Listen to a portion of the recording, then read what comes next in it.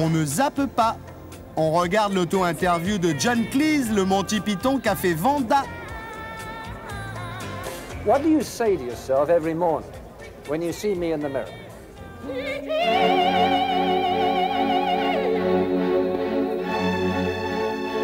I say I'm glad to see you're not dead yet. Who would you have liked to look like? I would like to look like Felix the cat, because I've always wanted a tail, and I have tried many times in plastic surgery to have one attached, but they last 3 or 4 days, and then they fall off. What would you change in yourself if you had the magic touch? I would change my personality. It is the only thing that I'm not happy with about myself, and I would like to be much more like Jamie Lee Curtis. Wouldn't you like to be shorter than 6.5 feet? Yes, I would like to be very, very small. I would like to be so small. Then I could carry myself around in my pocket, and if I got bored at a meeting, I could just go to sleep. How is it possible that a bunch of Oxford and Cambridge graduates should form Monty Python? Because I think you had to be very strange to get in to Oxford or Cambridge at the time that I was there. And most of the best people there were completely mad. And the great advantage about being completely mad and very well educated is that everybody is frightened of you. Who was the boss? We were all the boss. We took it in turns. At 10 o'clock I was the boss, at 11 o'clock Graham Chapman was the boss, at 12 o'clock Michael Palin was the boss, Terry Jones was boss at 1 o'clock, and then Terry Gilliam was boss at 2, and Eric at 3. And then after that we would fight a lot. I don't mean just argue, I mean fist fights and so forth. It was not a good team to work with. These are all the scars of because I worked with. How did it work? It didn't. No, it was a total disaster. But fortunately, we were able to find 6 other people who looked very like us, who were all Belgians. And they would come to the studio and do the show for us. But we paid them to keep this quiet. Also, you know, Woody Allen tried to get in the group. And he many times came to us with his material. He'd written these sketches, but they were always very depressing. So we just had to tell him he couldn't join us. But he went to New York, and I think he's done quite well. Why did the Monty Pythons split?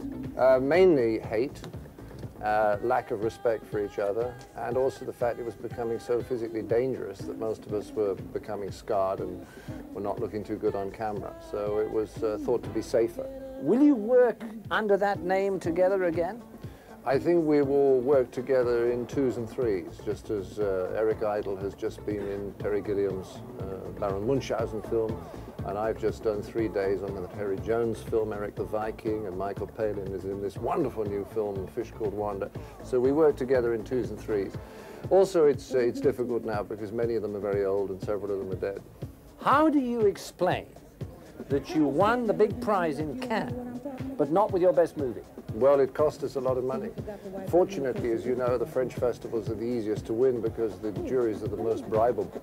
But in that case, it was phenomenally expensive, almost as expensive as it is to win a prize in Italy. Why was Wanda, an English film, so successful in the United States? Because I was very crafty, because I have a lot of American friends and a stream of American ex-wives. And this has enabled me to see just how deeply stupid the Americans are.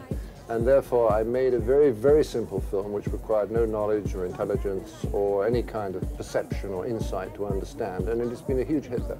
Who is or was the finest comic actor on earth? Apart from myself, I didn't think there was any competition. Chaplin was good a couple of times. What makes you laugh every time you think of it? Vice President Quayle. Why did you stop drinking? Strange question. Why did I stop drinking? Because I saw what it did to Graham Chapman.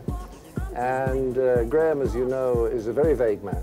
And before he stopped drinking, he was even vaguer. In fact, at the moment he's writing a book called The Art of Vagueness. At least he thinks he may be. And if your life was to be lived again? I would do it in color.